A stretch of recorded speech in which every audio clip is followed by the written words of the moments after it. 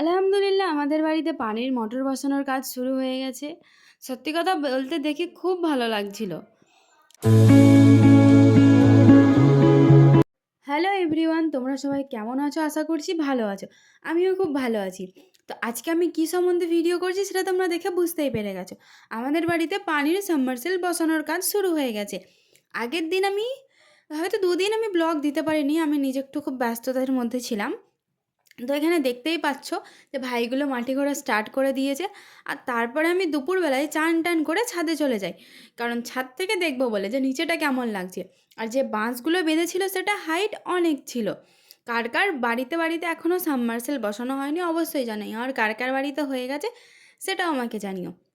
আমাদের বাড়িতে অনেক দেরিতেই বসানো হয়েছে।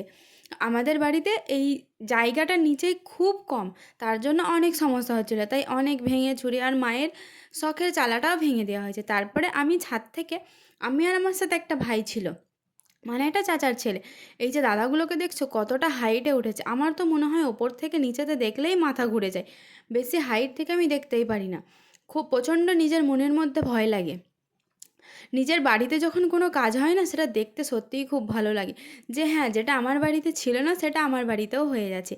তারপরে এখানে গর্ত খুঁড়ে সেখানে পানি জমানো হয়েছে, কারণ ওখানটায় যে সাবমার্সিবলটা বসাবে ওখানে অনেক রকমের কাজ হয়। তারপরে দড়ি দিয়ে এই কয়েলটাকে ওপর দিকে তোলা হচ্ছিল, মানে অনেক ভারী ভারী পাইপ ছিল। যারা তোমরা সামনে থেকে দেখেছো তারা তো জানোই কেমনভাবে বসানো হয়। আর আগের তুলনায় এখন তো মোটর বসানো আগের তুলনায় অনেক সহজ হয়ে গেছে। এখন যেহেতু কারেন্টে বসানো হয়। আর এখানে ৬টা দাদা কাজে এসেছিল, তাদের খাওয়ার জন্য মা এখানে বাঁধাকপির তরকারি করেছিল। ১০টায় আলু ছানা, লাল পেঁয়াজের ডাল ফোড়ন দিয়ে বাঁধাকপির তরকারি। আর এখানে আমার বিল্লুকে দেখো, ও সবসময় এভাবেই থাকে, মানে এত আলসি ও। আর আমাদের বাড়িতে এখন যেহেতু কাদা, আর ওর হাতে পায়ে কাদা লেগে ভর্তি হয়ে গেছে। আর এখানে এই মোটরটা জায়গার অভাবে আমাদের একদম বারান্দায় বসানো হয়েছে। আর এই যে এই জায়গাটায় আমাদের মোটরটা বসবে, যেটা অনেক গভীরে চলে যাচ্ছে পাইপগুলো।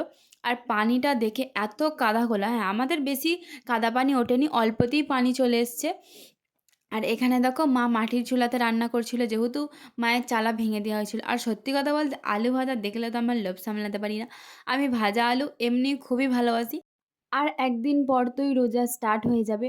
আর এই ২-৩ দিন যাবৎ এত খাটনি হচ্ছে যে কি বলবো।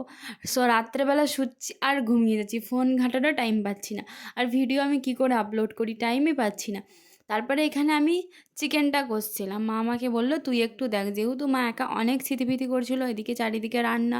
আর এক চুলোতে যেহেতু রান্না হচ্ছিল অনেক দেরি, তো আমার ভিডিওটা কেমন লাগছিল অবশ্যই জানাবে।